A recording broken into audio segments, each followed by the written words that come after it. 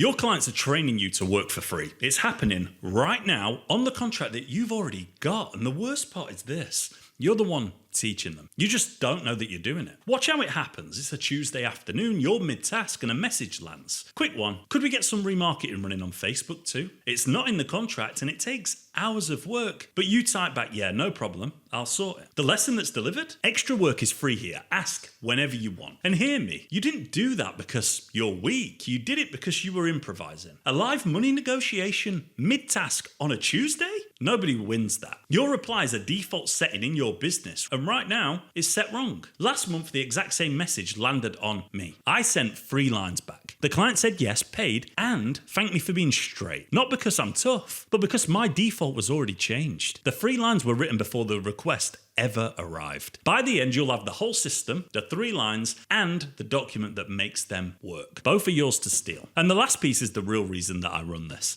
It's nothing to do with money, that's at the end. 1 line on me and then we build. I'm top 1% on Upwork, expert vetted, and over $500,000 earned. Now, the thing that nobody tells you about this, an extra request is not a sign that the project is going wrong. It's actually a sign that the client trusts you and wants more. The highest intent buying signal in business. And what do most freelancers do with it? Well, they work for free. Step 1, you can't charge extra if nobody wrote down what normal is. That's outside of scope is not a fact. It's your opinion unless it's on paper. That's why it feels awkward in the first place. You're asking them to accept a boundary that they never agreed to, halfway through whilst they're paying you. You lose that one every single time. You have to fix it in the first 48 hours after signing. Send a written summary. 1 page, 4 sections. What's delivered, revision rounds, dates, and the section that everybody skips. What is not included. Think of it like a restaurant menu. Nobody gets awkward ordering dessert. Dessert was on the menu the whole time with a price next to it. The not included section is your menu for later. It's what lets you say yes to extras and get paid for them. And be specific, not additional work is chargeable. That's legal wallpaper. Right, not included, Facebook remarketing, additional ad accounts, extra creative rounds, stakeholder presentations. You already know the 4 things your clients will always ask for, so name them. Then ask for 1 thing back. Reply and confirm that you've read it. That reply is the mechanism. It's timestamped and now, well, the boundary belongs to both of you. Step 2, the 3 lines. The request still lands and you answer it without improvising because you wrote the reply once before you ever needed it. Same 3 lines, every project. That's a good idea. That sits outside of our current scope. Here's what it would cost and here's the timeline. Read it back with no apology. No, unfortunately. No, I'll squeeze it in if I work late. So look at line 1. Most people brace for a fight and open with a no. You open by agreeing. The client never has to defend the request, so it never becomes a conflict in the first place. Line 2 isn't inventing a boundary, it's pointing at the one that they already confirmed. And line 3 is about to roughly double your yes rate. Now step 3, this is the number. Because you will underprice this by about half every single time. You've done the awkward part and now you feel like you owe them something for the discomfort. So you quote small to make that feeling go away. That's guilt pricing. There's 3 rules to stop it. 1, price the job like a standalone project. If a stranger sent you this exact request, well, what would you quote? That's the number.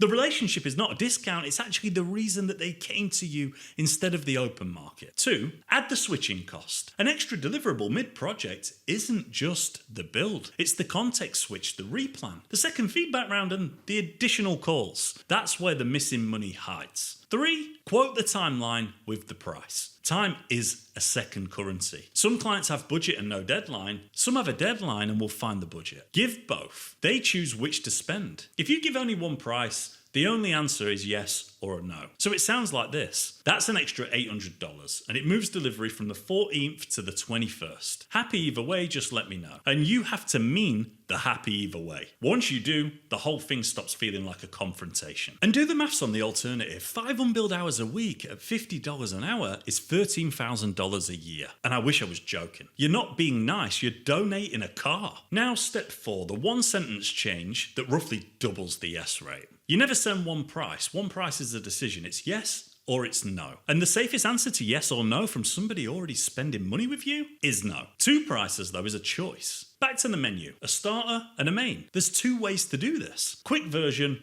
$400, one remarketing audience, live this week, but you'll want to build on it next quarter. Or full version, $1,200, the full setup, audiences, creative testing, so it runs itself. Either works for me. You've changed the question from whether to spend money with you to how much, and guess what? A surprising number, they take the expensive one. Not because they're careless, but because the cheap option is what makes the expensive option make sense. A piece of advice, never make the cheap option bad. You lose integrity. It has to be real work that you'd happily deliver. The moment that it becomes like a trap, the client smells it, your reputation's damaged, and well, they take neither. And so you know this isn't theory, Facebook remarketing is my most upsold service. It sits outside my core scope, so when the request lands, and it lands constantly, it goes through these exact 3 lines. The quote runs $750 to $1,500 a month, depending on their spend. That's every month. That's retainer money, and every penny of it started as quick one, could we also? Quick one and be straight with me, how many hours of extra work did you do last month that never touched an invoice? There's no judgment here because I absorbed a stupid amount of this before I built any of it. Telling myself exactly what you tell yourself.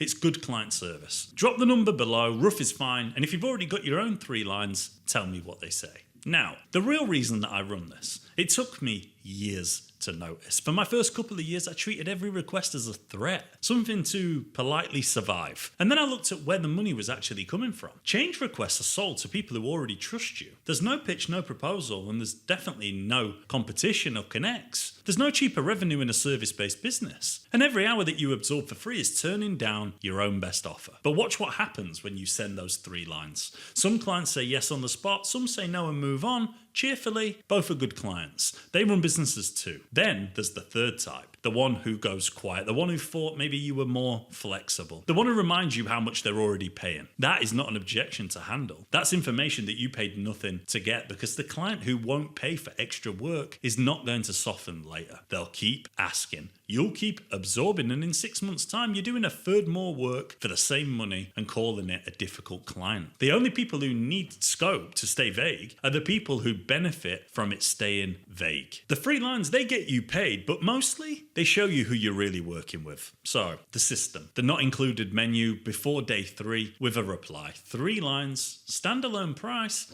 plus the coordination. 2 options that are both real, and whoever won't pay just told you what your next 6 months working with them looks like. None of this is about being firmer with clients, it's changing one default setting once, so you never improvise again. Price the change, don't absorb it. The 3 lines, the not included template, and the 2 option message are all in one doc. Link below, copy it. Use it on the next request that lands and tell me how it goes. And the half of this that happens before the contract's even signed, that's the proposal. That video's on screen now.